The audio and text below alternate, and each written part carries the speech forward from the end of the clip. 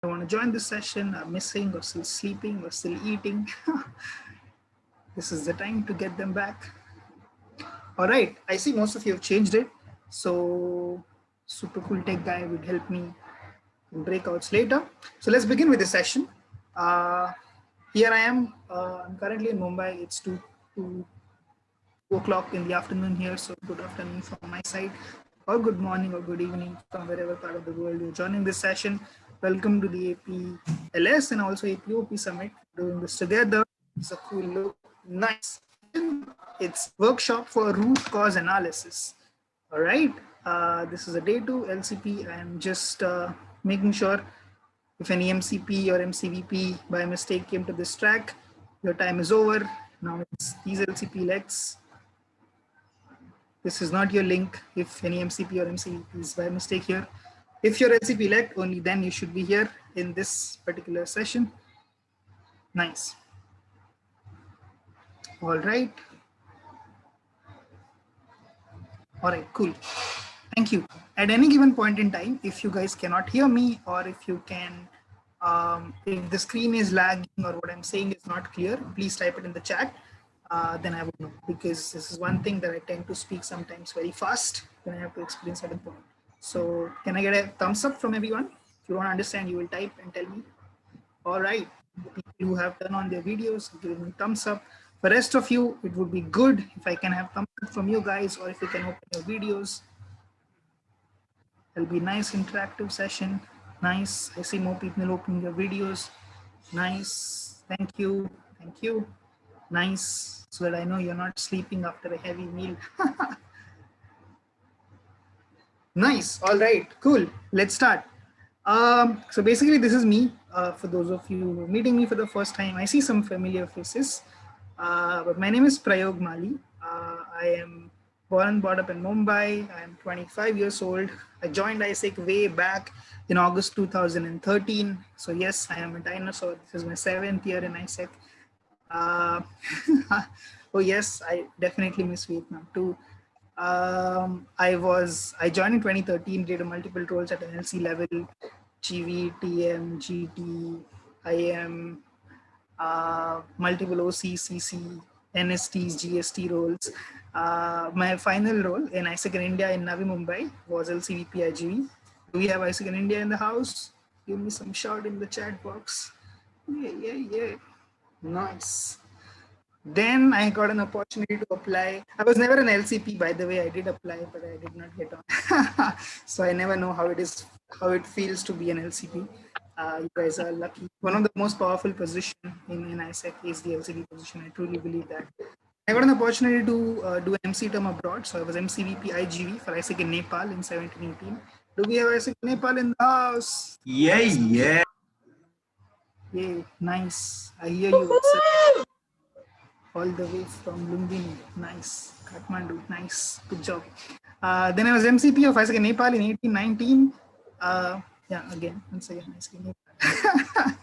And then I was regional manager for the last year for entity development and talent management for ISEC in Asia Pacific in 1920. And also I'll be returning in this term in 2021.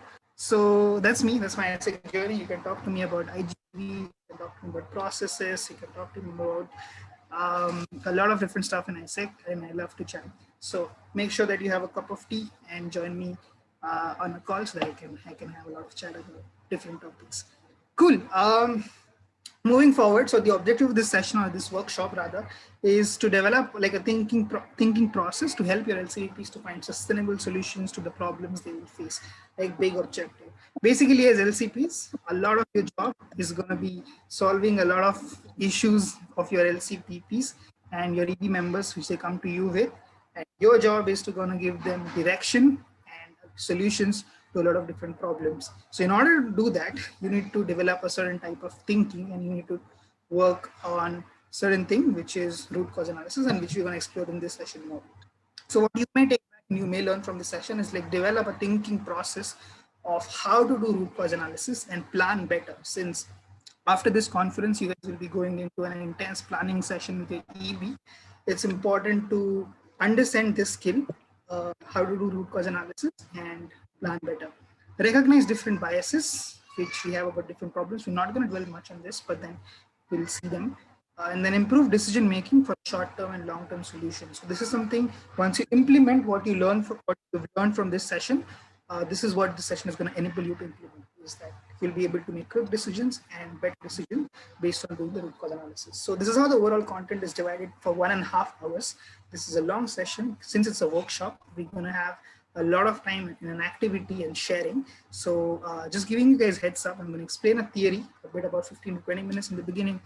And then we have a long activity for 45 minutes. So the major outcome of this session depends on you guys. How much invested are you in this session? How actively are you working? For those of you who are not participating from laptop, I urge you to log in from a laptop, because we're going to need to use this laptop and have group working time, since this is a workshop. So just quickly saying that. So meanwhile, since those of you who join from phone can join from the laptop, and then I'm going to give you guys with some tips. So this is just a heads up. So let me first begin with, why do we want to even understand this root cause analysis? Why are we going to spend 1.5 hours on this? So something really struck me with share in the morning, or in the checkout yesterday also, is that one of the learnings he gave you is that problem is not the problem, but how you see the problem, right? And he gave a beautiful story about from his MC Vietnam in terms of how different perspective about the problem. And in the morning also he shared how can this pandemic, and how his perspective was looking at this pandemic, not as a problem, but as rather to figure out a solution. So this is something really stuck with me. So, and one more thing I want to understand is that this is very true, because the way we approach problems, the way we understand problem, is affected by different biases which we have, right? For example, generalization instinct. We tend to generalize a lot of problem, or negativity instinct. Like when we understand any problem, we tend to look into the negative side of it, or we feel certain problems are urgent or certain problems are not urgent. There are different instincts in human being. If anyone likes to read books, if anyone has read the book Factfulness, this is one of the book I would recommend. This is the book. Sorry, I don't know, since this is a virtual background. Yeah, but you guys can look that book up, Factfulness. You will understand a lot more about instincts and different instinct, and how they stop us from seeing the problem as absolute problem, but actually they cloud our judgments in various bases, like because of various instincts. We don't understand the problem as it is. Yesterday, for those of you attended Johnny's lead session on self-awareness, he also mentioned about this one of the bias, right? Knowing is the enemy of learning. The more you think you know, you actually learn less about yourself. So he mentioned that in terms of self-awareness, but I'm just recalling that point from yesterday's lead session about your understanding or your knowledge about a particular problem can lead you, or mislead you rather, in taking a not so good decision. So you need to be aware about these cognitive biases when you identify and understand the problem. So to avoid getting trapped into these biases, one of the things we're going to use is, we're going to use a simple algorithm called a problem solving algorithm. It's a 5-step algorithm we're going to use, and we're going to have a working sheet based on that. So let's deep dive into the problem solving algorithm itself. So the first step of the problem solving algorithm is defining the problem. How do you define the problem?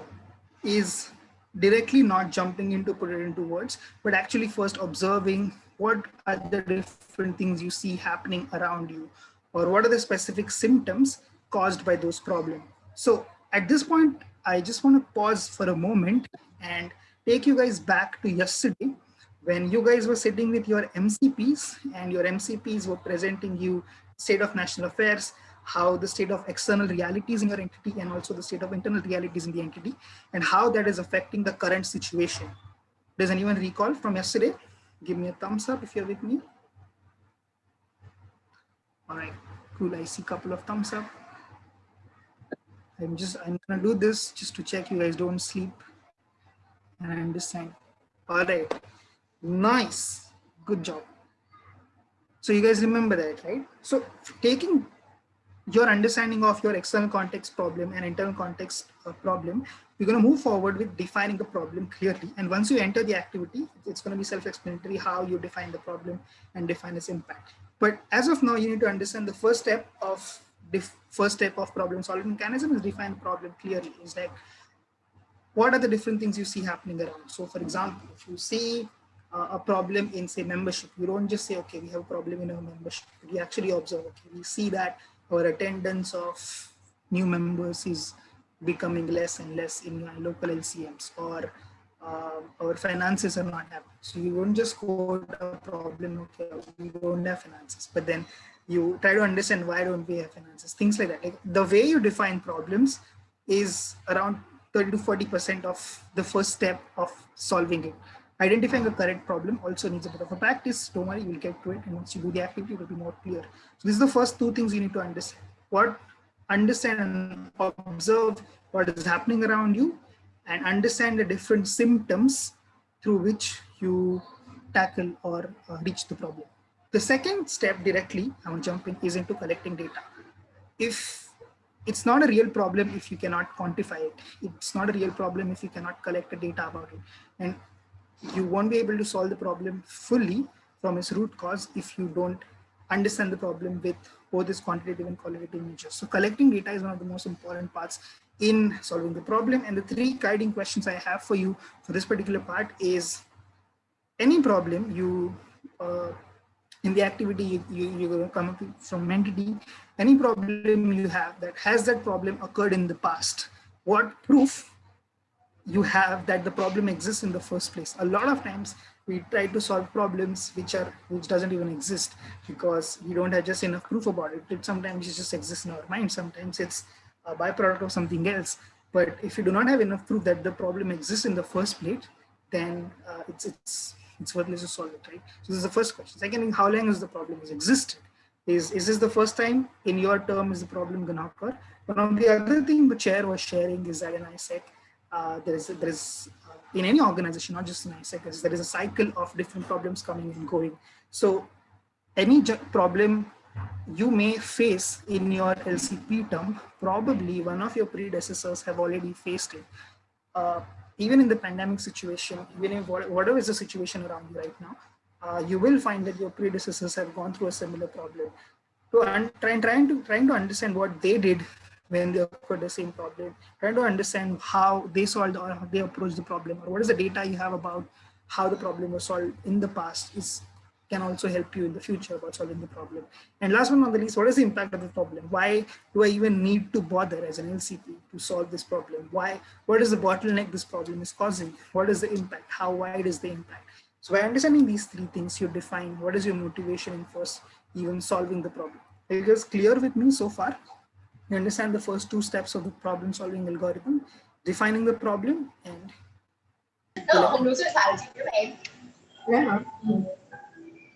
thanks. Nice. Interesting. I like that active participation. All right. Cool. Most of you are clear. Give me a thumbs up. Just type in yes. All right. Nice. Amazing. Now let's move into the third step, which is identifying possible causal factors. Okay. I'm going to explain a bit, and once you go into the activity once again, it'll be more clear. So how do I identify possible causal factor? So what is a causal factor? Is something which causes the problem, as simple as that. The simple cause and effect relationship. What is the effect or the symptom is, or maybe my problem, and what is the reason or what is the cause because of which the effect is, right? So this is how I may identify the causal factor. Going deep, some of the questions you can ask yourself in identifying the identifying the causes of the problem is, what are the different sequence of events which led to the problem? What are the different conditions which allowed the problem to occur in the first place? Or what other problems are surrounded in occurrence of the central problem? So you may face different problems, but when you try to identify the underlying problems or underlying causes behind that problem, you may have to ask yourself these questions, like why did this problem occur in the first place? How it led to this situation that we are facing this situation right now, or what conditions allowed the problem to occur? What are the problems basically from this may stem out that we we have to also take care of in the future. Let me give you an example to make it more clear and simpler to you.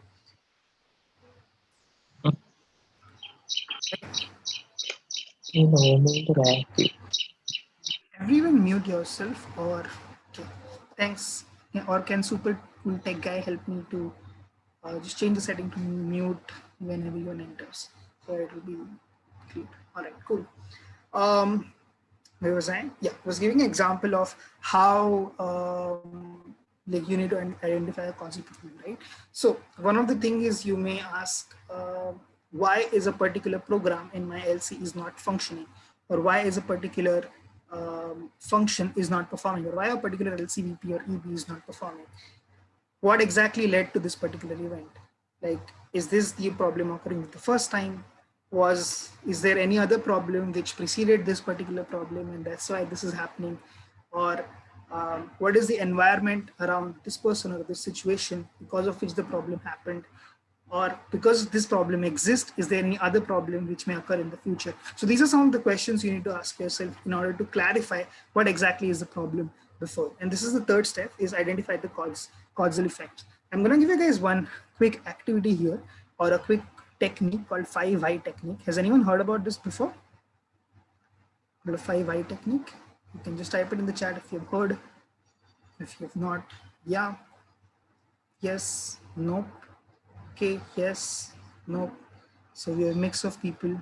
It's interesting. Some LCPs are from the same NPM. Yes, no. All right, cool.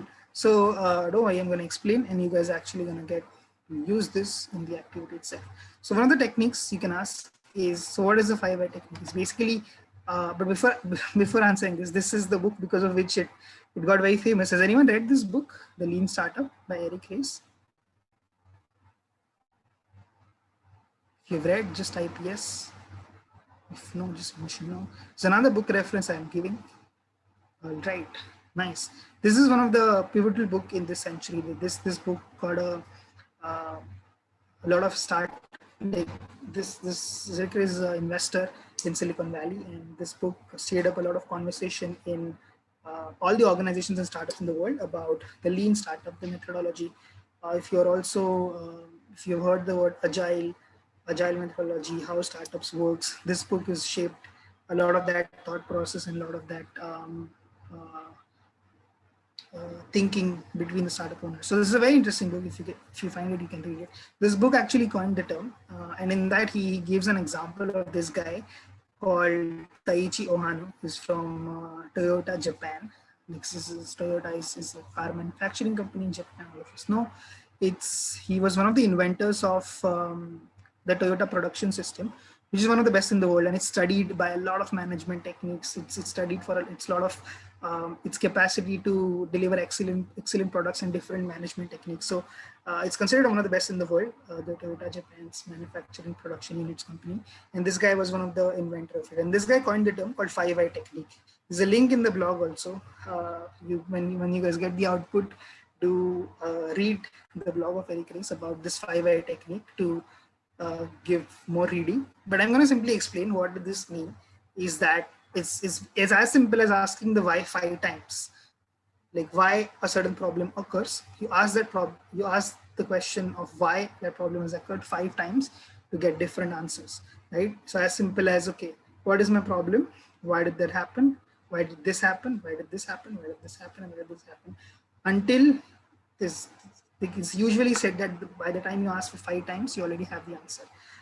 If not, you can continue asking the same question. So this is as simple as a 5 why technique. I'm going to give an example. So for example, for Toyota, like one of the famous example given is my car is not starting. My car doesn't start. So what could be the problem? Why the car is not starting?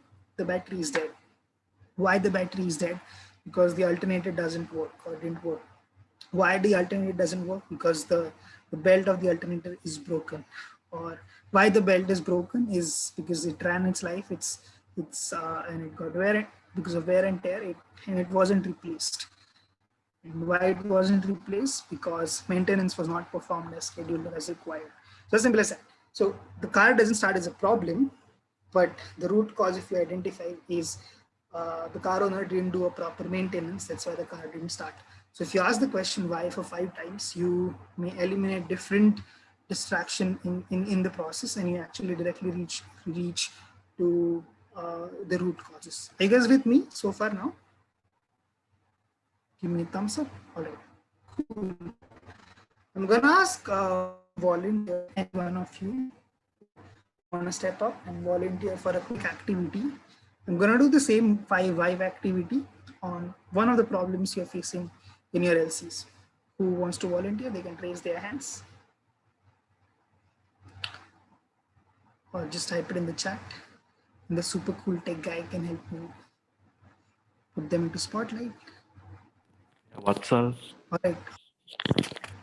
Okay, let's take Vatsal from. Okay, let's take one and then uh, go Vatsal. So Vatsal, can you hear me? Yes, I can. Okay, you're from my second Lumbini Nepal. Nice. I want to know, have you completed your LCEB selection? Yes, I did. All right.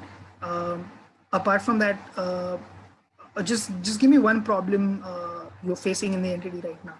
One problem, one of the major problem you're facing in LC Lumbini.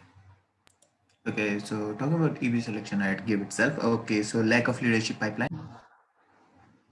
Lack of leadership is one of the problems you faced in selection in your team. Uh, why do you think that happened? Mm, because I think we have a really small membership.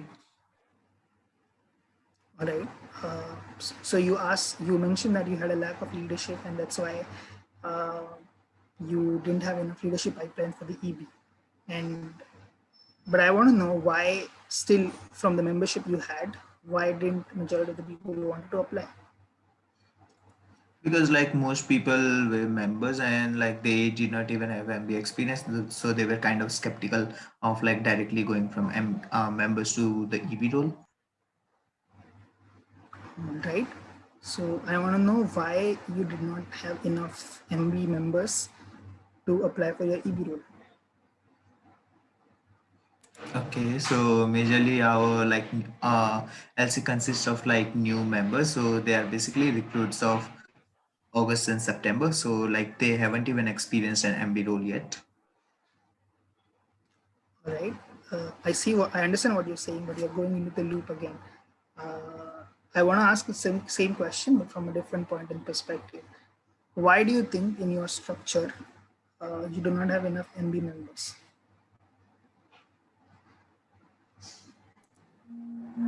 Okay.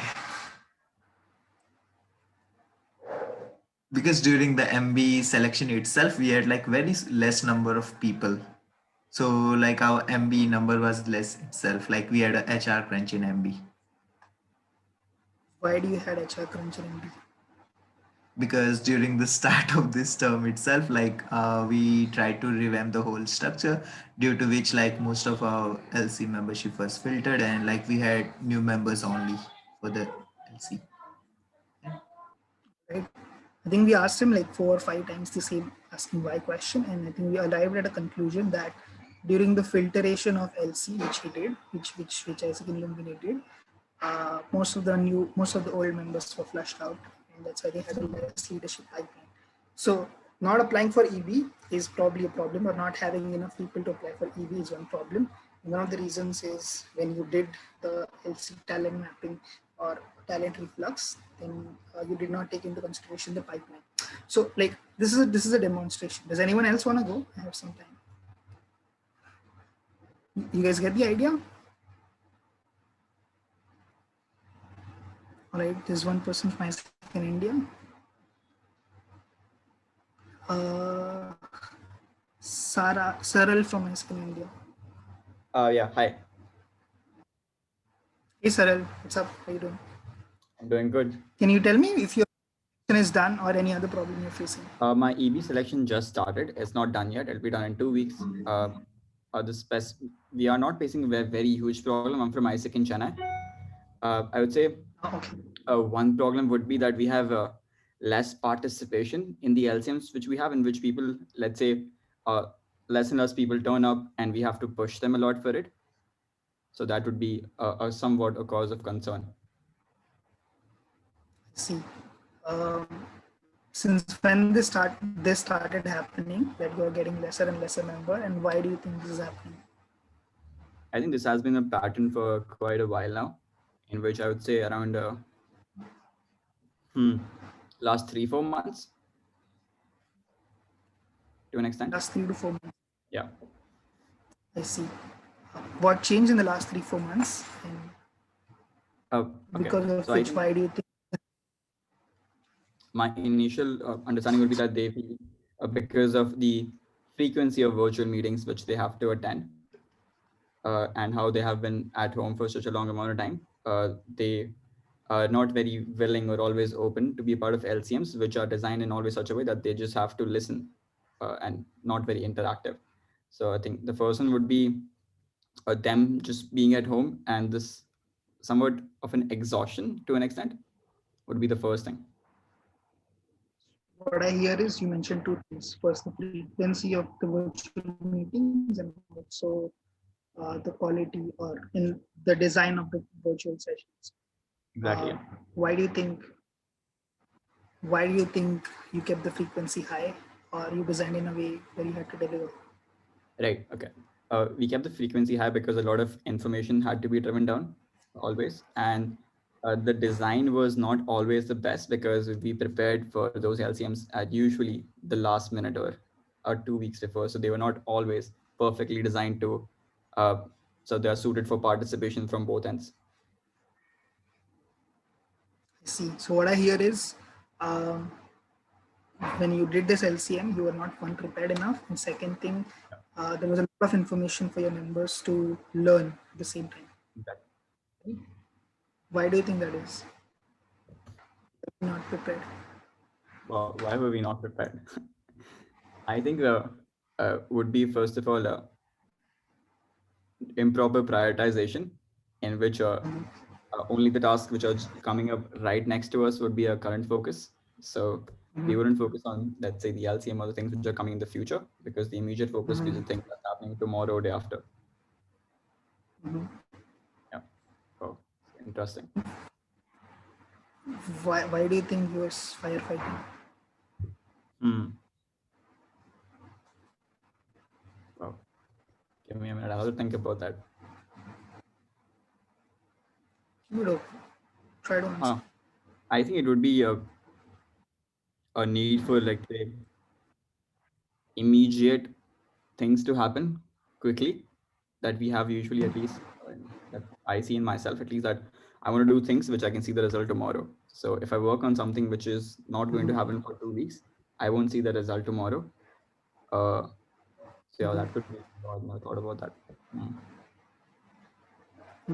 If I take one why further, then probably you would reflect into why um, your leadership style is suited where you wanted immediate results, right?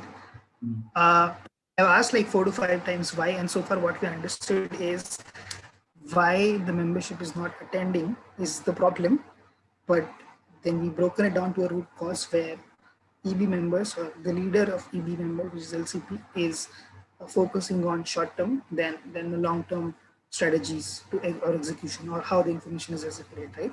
So Yeah. I hope this activity was informative for all of you. And this is one of the simplest thing you can do when you coach your EB members also, because in the future they're going to come to you with 10,000 problems and going to tell you, okay, this is not happening, or this is working, or this is the problem I'm facing. This is one of the simplest thing you can do in your one-to-ones with them to understand what is the causal factor behind that particular problem. I guess with me so far, give me a thumbs up if you are. Type into the chat. Cool, like it, cool. Nice. All right. I see. When we started, we had more videos on. Please, guys, don't sleep. If you feel sleepy, let me know. I'll give you guys 2 minutes breather so you guys can have like a tea or coffee or whatever. But yeah, thank you. Uh, I like to have that feedback so that I know we're on the same page. Nice. Thank you. Cool. So this is the simplest technique which you can implement to solve any of the problem, to actually not solve the problem on a surface level, but actually go deeper into trying to understand the actual root causes. Because there will be a lot of solutions. Trust me, in the last 72 years, a lot of predecessors have tried a lot of things, but and you may tend to repeat those things or repeat those solutions if you don't understand the root cause of the problems you're facing today, right? So understanding the causal factor becomes the third and the most important step in your problem solving mechanism. And the rule of thumb over here is only think of what are the things which you can control, or don't blame. Like for example, in case of Vatsal, if I had asked why you had less members to begin with, then probably would have answered in the like one of the things he mentioned when I started the term. Uh, don't blame the predecessors. Now that's your problem. Now you got to deal with it. Or only think of what you can control. Like you cannot control the past situation of how recruitment happened.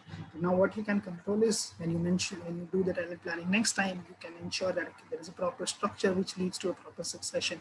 Or in Saral's case, for example, the things he can control is probably give during planning, plan a long term or a quarter wise things, and then do sort of a backward planning of what are the immediate things which are going to come, and don't probably focus on immediate results but plan for a long term. So balancing between long term and short term strategies is one of the things you can control, and in that case that might help you. So this is just an example I'm giving you, and don't blame anyone or of not happening, because you can only control things you can control. If there's a problem with in any of the structure, the president is the ultimate responsibility. One of the reasons I love the president role of MCP or LCP or any role is that your LC or your entity is a reflection of who you are as a leader. So anything and everything which happens in your entity is you're the ultimate responsible for it. You don't blame anyone when you ask these five questions. Be very gentle with it. So the step 4, and here is where the activity comes, which all are waiting for, I hope, is identifying the actual root causes. So when you start to identify the root causes, you ask these questions. Why does the causal factor exist in the first place? What is the real reason behind the problem occurred? You've identified by asking 5 the different causal factors, but you need to go deeper into breaking down those causal factors into something smaller chunks, which are actually your root causes. So I'm going to teach you another technique called fishbone technique. Does anyone here know what is a fishbone technique? Give me a yes or no in the chat. No, no, no, no. Nice. Okay, don't worry. It's a pretty simple technique. Once again, I'm gonna explain you, and then you directly jump into the activity of actually doing what is a fishbone technique. Vaguely remember? Nice. Someone from Sri Lanka remembers. Good job, Wesley. So fishbone technique is basically something looks like this. This is a skeleton, and it looks like, if once you deskin the fish, it looks like the skeleton of fish. That's why it's called a fishbone technique. It's another management principle, is when you identify different when you identify the different causal factor which affects the problem, you you you structure in it a way that you understand the root causes better. So for example, if you have a problem of, say, less member attending an LCM, or less leadership pipeline, or say low performance in a particular product, or anything, any problem you can occur of, you can break it down to different causal factors. I just give an example of these causal factors: environment, people, measurement, machines, methods, materials. So this is for, say, for an industrial process. So let me give an example.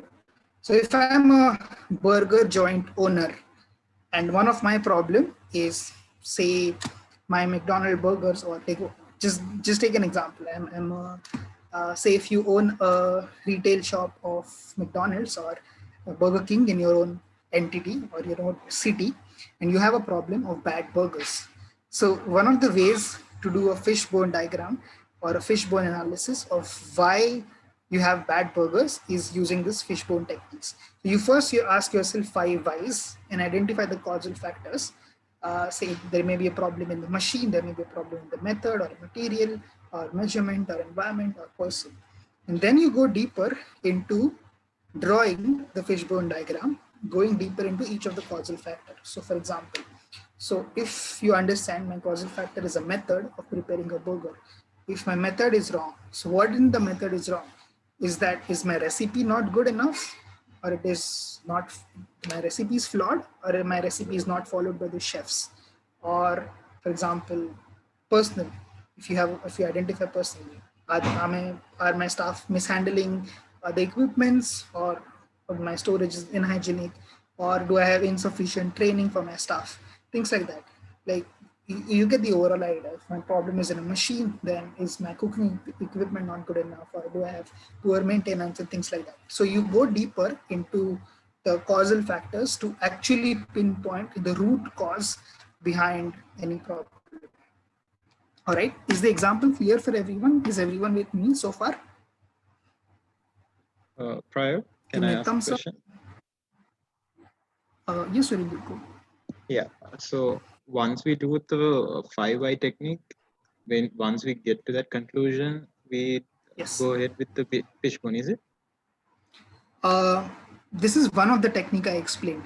So once you identify the root cause, you can directly jump into the solution also, but you don't necessarily get the, like from doing the 5 eye technique, you get the causal factors, or you also if you go deep enough, if you ask 5 and you actually got the root cause, then you can directly jump into the solution also. But to make sure that this is actually the root cause, and this is not a bigger problem which has like a more smaller problem. So for example, if you ask 5i and you came to the conclusion that the machines I have for my burgers are not good enough, but you don't want to stop there only, right? You want to also Yeah. check why the machines are not good enough, probably because of poor maintenance or incorrect storage and things like that. So once you have the causal factors, in the activity, we're going to look like a generic causal factors. And then once you do that, you will understand. Okay. Is All it right. clear? But Yeah, I got it. okay. Thank you. Thanks. Nice. Then let's go from here to directly to the activity itself, which is the root cause analysis. So what's going to happen is super cool tech guy is going to help me break you down into breakout rooms according to your entity. So all LCPs of Sri Lanka would be together, all LCPs of India, and so on. You're going to go to this link, which is I'm going to share now in the chat. And if your entity has more than 5 LCPs present, I suggest you to make another copy of the worksheet which we have, so that we don't, because so that the discussion is encouraged, because we want everyone to take back enough knowledge and experience. So this is how the sheet would look like. So once you open the link, you will go into this folder called worksheet for root cause analysis. There are already 21 worksheets created by each of the entity. Go to your worksheet. Say, let me go to Australia. In the first 10 minutes, what you need to do is brainstorm about a particular problem that you as a group want to solve in ISIC in Australia or in ISIC in your entity. Okay, you just need to stay on the first tab of the problem, which is the defining the problem. So first you need to write down what are the different things you see happening, what are the different symptoms of the problem. You need to define one problem, how it is impacting the problem, and then you need to ask five question. So I'm going to give you first 10 minutes to come up with one problem statement and start asking the why question. And after 10 minutes, we're going to come back and see the next process. So let's learn as the activity goes. Is it clear for everyone, the instructions? The instructions are clear. Let me send you the link and also break you guys into the breakout room. All right. If you have more than 5 LCPs, some big entities like India or Indonesia who have more than 5 LCs, just break it into 2 groups. Make another copy of the worksheet. Okay. So let me share the link.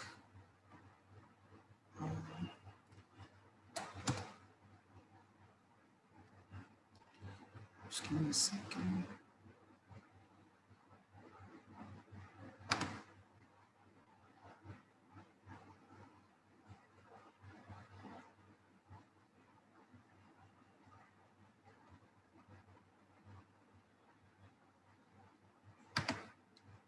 Right, I'm typing the link in the chat now. check if you guys can open. All right, you should be able to open now. And now Isru, can I have like a 10 minutes breakout for the initial activity where you need to discuss different problems and come up with define a one clear problem statement. Okay. Okay. Some entities only have one or two LCPs, so I combine them together. Then you If can I'm- combine them. Yeah. Yeah. So if you're not in your own entity, maybe it's because there's not many people. Okay. Cool. See you guys. Perfect. See you in 10 minutes.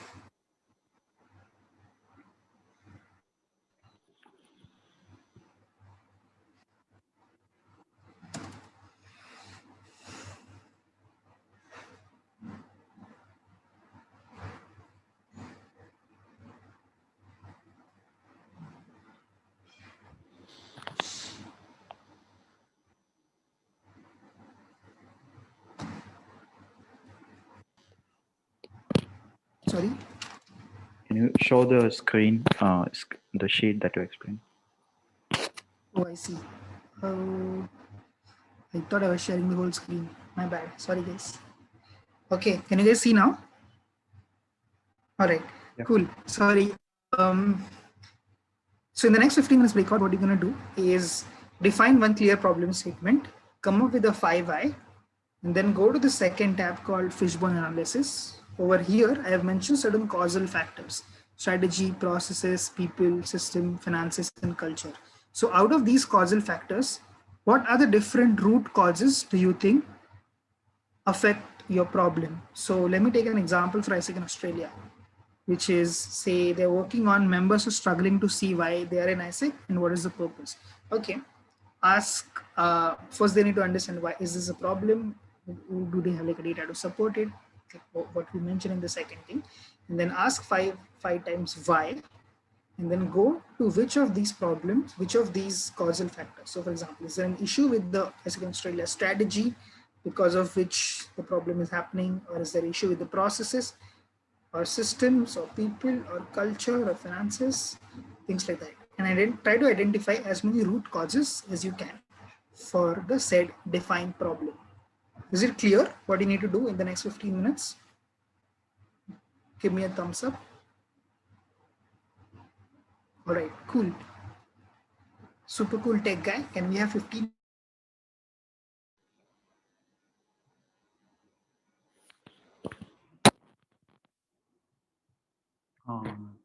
Two. You're from and town.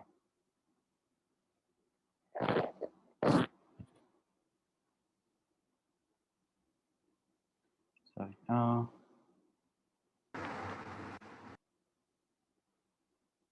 Tu and Tam, are you guys from Vietnam?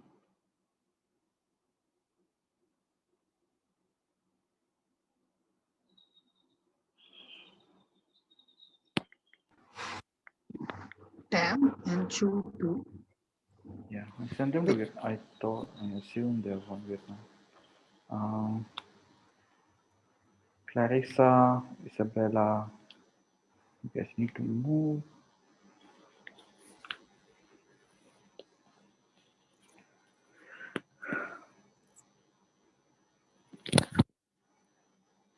Questions. If when you're wearing green hat, you need to ask them creative questions. Like, what are the alternative possibilities exist while solving the problems? How can we look from different perspectives?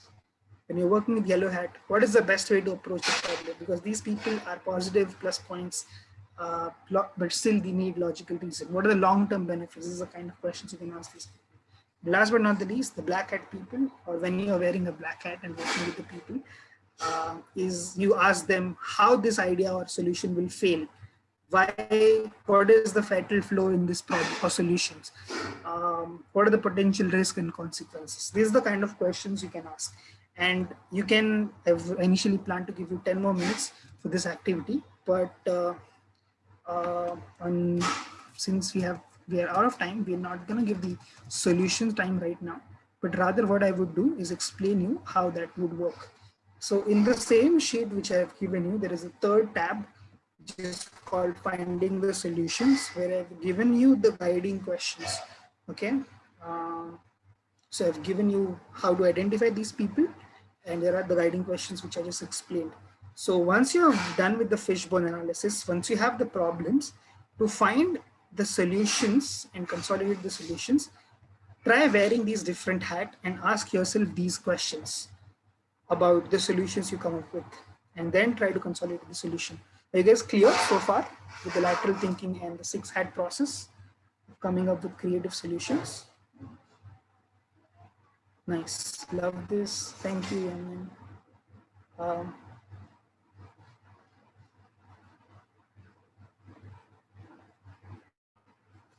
all right. All right. All right.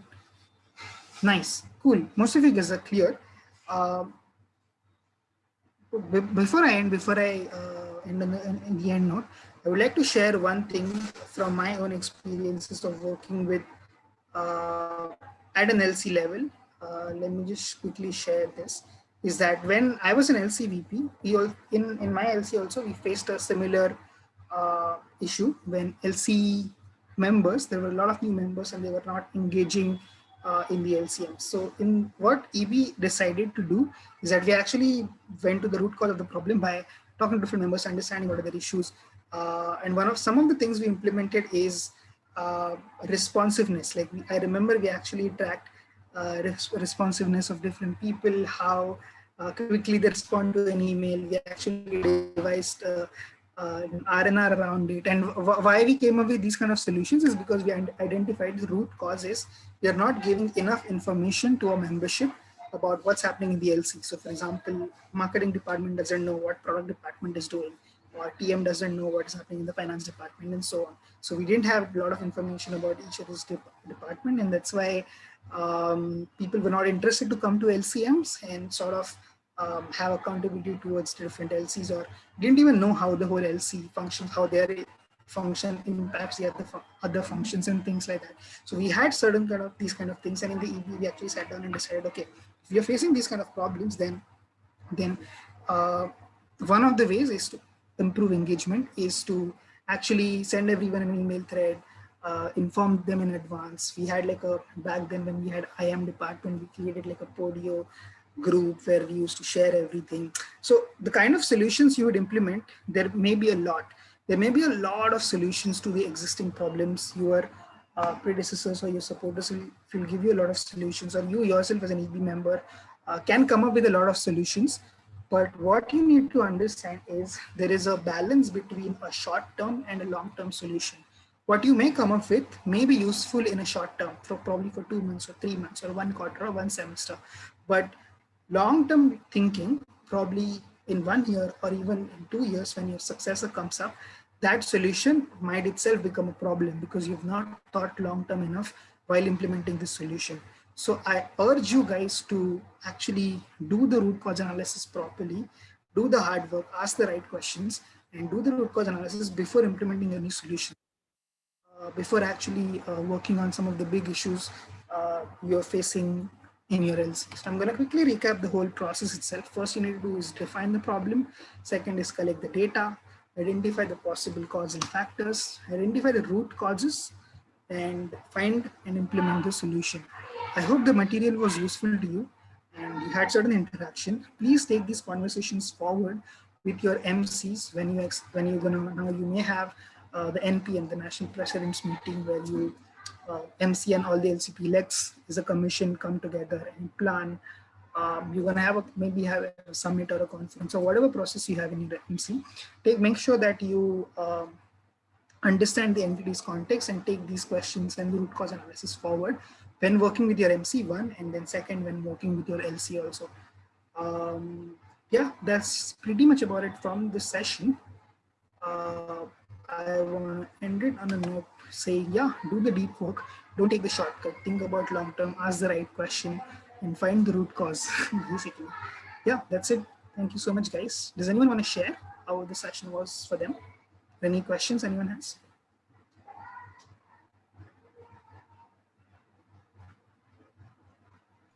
I just want to say that was really helpful. So thank you very much.